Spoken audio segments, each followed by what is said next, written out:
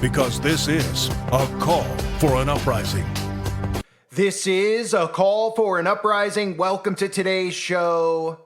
Some of the topics being discussed at Davos, in addition to artificial intelligence governance, which of course Donald Trump is bringing to the United States of America while playing the role of being opposed to the globalists at the World Economic Forum. He's literally bringing in their infrastructure. But one of the topics we hear year in and year out is being brought up again, and that is putting an end to online anonymity, which means that people will not be allowed to remain anonymous on the internet, which means the digital ID. Now, this is something that's obviously very important to me and should be very important to you. Now, it's important to me because I like to do what I do online and remain anonymous. I'm not looking for any attention. I'm not looking for people to show up at my front door. I'm not looking for anything other than getting the truth out, getting my opinion out, which most of the time is obviously truthful, as I've backed up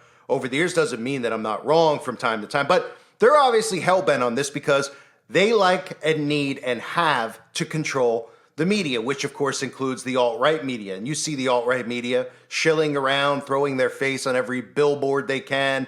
Even some of the embarrassing things I've talked about with the Daily Wire, making Hollywood-like movies. This should be about getting the truth out. And if they can't control the truth, then that's a problem to them. They must control the narrative. And I'm going to play for you Spanish Prime Minister Pedro Sanchez and this speech that he gave about being anonymous online. And this is how they work in the casual people out there, because they use words like crime. So people automatically think when they hear a speech like this, well, yeah, somebody could be online going after kids, being a predator on the internet, which of course they have no problem with because they can track your IP address. They do track and monitor us on the internet, but they want a digital ID overall. But they could remove all of these internet websites from the actual internet and prevent this problem that happens with perverted older men and young children. But they don't want to do that. All they care about is people like me and you.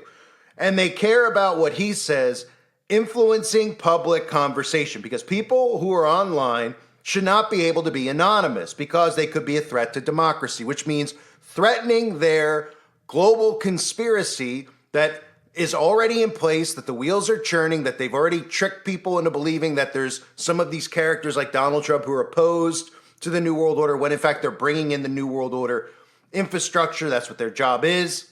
They don't want people out there to wake up to that because their power ends when people wake up, when people realize that this entire New World Order is controlled and operated through technology.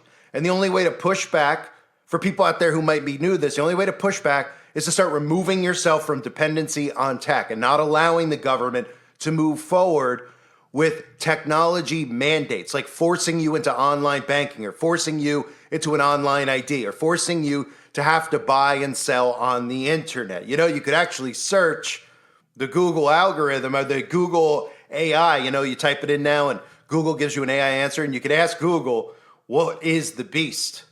And even Google's demonic AI says, yeah, some believe that the internet will be a tool used to facilitate the mark of the beast. The belief is based on the idea that the internet will become a vital tool in the rise of a one world government. It's not hidden. The problem is that people are paying attention to ridiculous issues. They're getting sucked in and drawn in by the alt-right media into debating and arguing things that shouldn't even be arguments and debates in the first place. And of course, people like Prime Minister Pedro Sanchez bring up things like crime and hate speech, which also shouldn't exist in the first place. Hate speech, because hate speech could be turned into anything they want to turn it into. And Democrats are going to start feeling that now with Donald Trump in power, that they can't use their opinions or say their opinions online anymore because they're about to feel a massive censorship wave. Hate speech, of course, is anybody who questions the current government regime, who exposes the New World Order, or, of course, anybody who can influence public conversation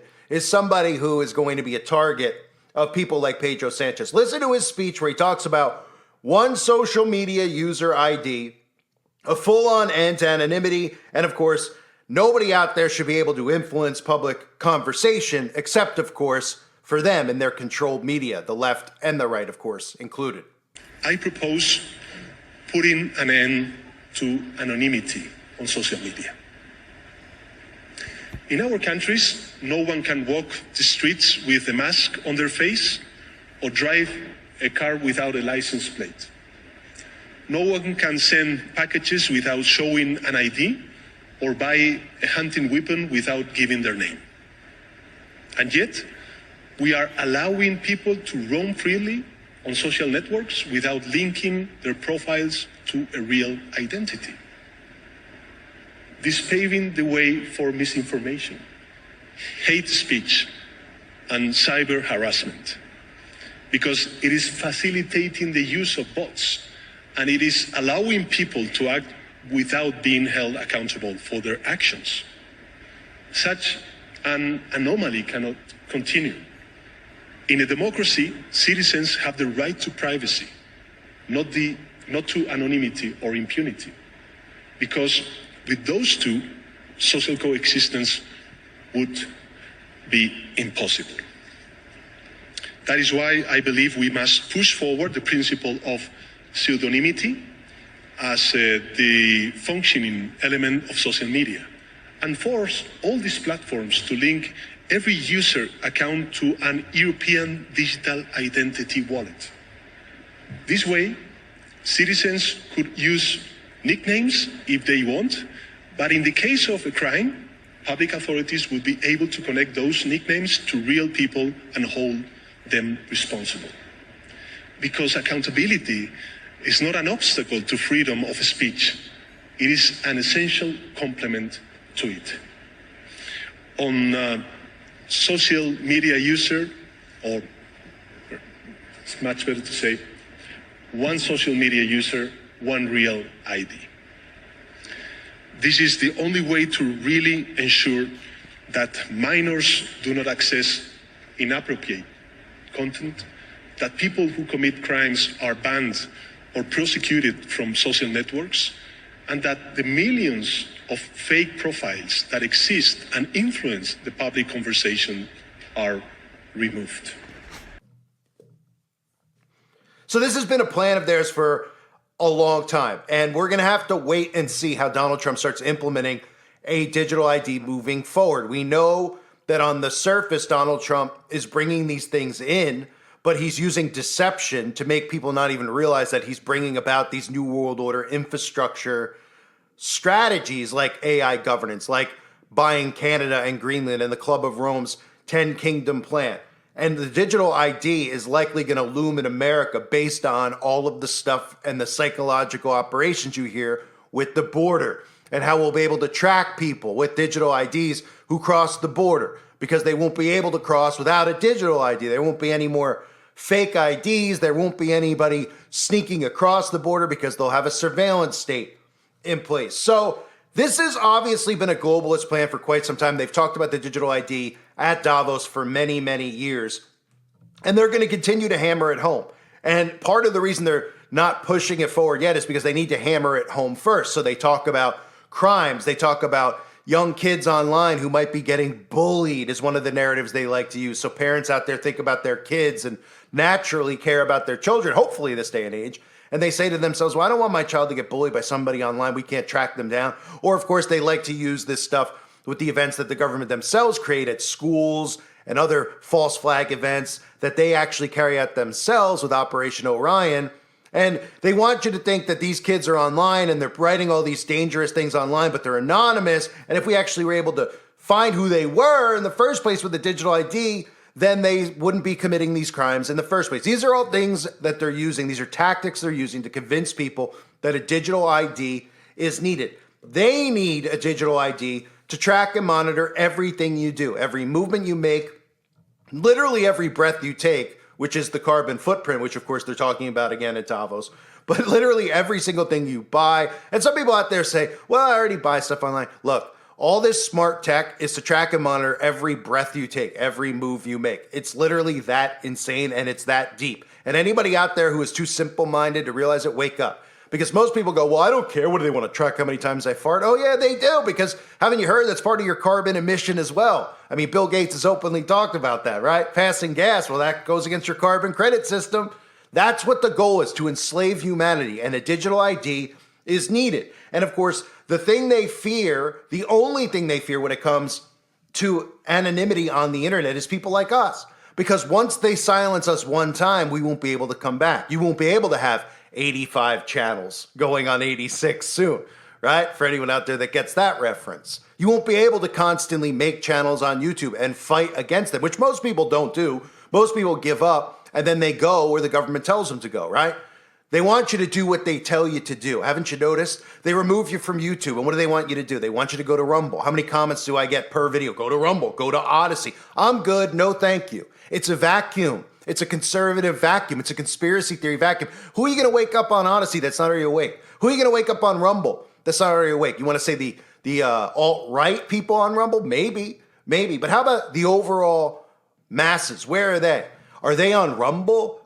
Ask 10 kids out there if they know what Rumble is. They don't have the slightest clue, unless there's somebody who follows the Russell Brands of the world and have been lured over there. They're moving people like chess pieces where they want to move you. They've moved all conspiracy to one platform so they can monitor it over there. And of course, that's also so it doesn't bleed in to anybody like me or you waking up young teens out there who are all over YouTube, or Democrats out there who use YouTube as their platform because conservative voices aren't allowed on this platform. But you'll see as time goes by, right? You'll see that, yeah, they might start letting some alt-right voices remain on YouTube or back on YouTube. I mean, it still already has the Ben Shapiro's. They've never been censored on this platform. It's people like me and you who are censored, who pull people out of the left-right paradigm, especially the young teens out there who wake up to all this stuff.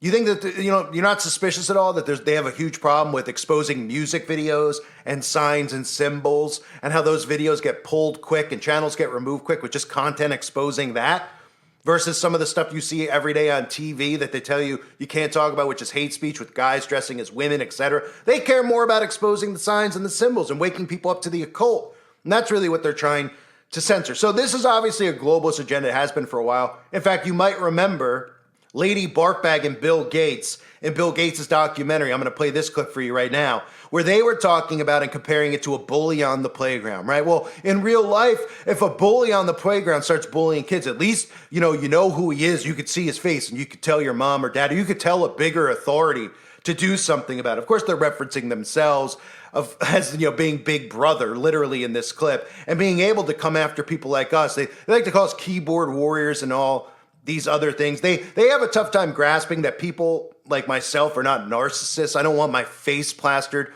all over the planet. I don't want attention brought to me. I just want to get my message out, which is exposing the things that I expose. And what they want is to be able to know who you are, to be able to say, look, here's your online ID. You'll have to register your online ID to make a YouTube channel, to make a Rumble channel. And once you're deleted one time, you're gone forever. And guess what? If I was to go to somebody else and say, hey, can I use your digital ID? Well, I might get me back online temporarily, but then that person will be held accountable when the government says, hey, this guy is saying that Donald Trump is bringing in the New World Order. That's 30 years in federal prison for hate speech, right? Kind of like everything goes in China. So here's Billy Gates and Lady Gaga talking about this exact topic. I think it's not something that we can just blame social media for not making sure that they have better practices. Well, we made it so easy to just post anything, so somebody who, on the playground would have been rude and nasty. A few dozen kids hear that, that's not great,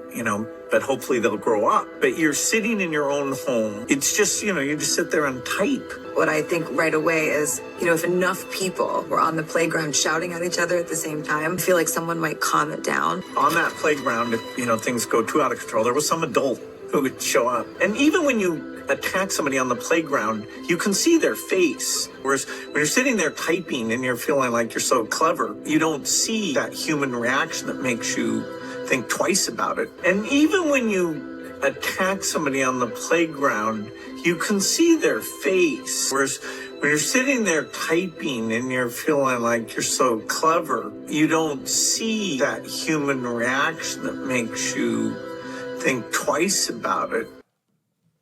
So again, one social media user ID, right? One ID. And people don't realize what that means. It means that once you're gone, you're gone.